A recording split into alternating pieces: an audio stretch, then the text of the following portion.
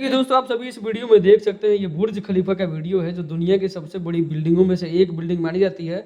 और जब भी किसी बड़े सेलिब्रिटी का मतलब बहुत बड़े बड़े सेलिब्रिटी जैसे शाहरुख खान इन लोग का बर्थडे होता है या फिर किसी को विश करना होता है या इंडिया लेवल पे या देश लेवल पे विश करना होता है तो ये जो है अपने पूरा टावर पे जो है उस चीज़ का फोटो लगाता है और मतलब विश करता है। देखिए पावर स्टार का पावर आपको समझ में आ गया होगा। अब इनको भी बर्थडे विश कर दिया गया है बुर्ज खलीफा पे स्पेशल एक पूरा प्रोजेक्टर लगा के। देखिए तो इस तरह से आप अनुमान लगा सकते हैं कि पवन स्टार का फैन फॉलोइंग कहाँ तक है।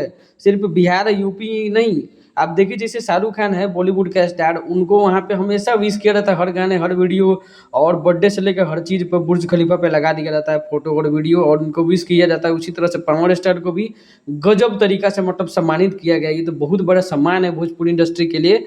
और ऐसा ही नहीं कहा जाता है कि जो लकीर खींच दिए उस पर रेंगोगे। और सच्चाई बात है, जो लकीर खींच दिए उस पर रेंगना पड़ेगा। बड़े बड़े स्टार जो अपने आप को मानते हैं उन लोगों को भी ये मौका नसीब नहीं हुआ जो मौका पवन सिंह पावर स्टार को नसीब हुआ।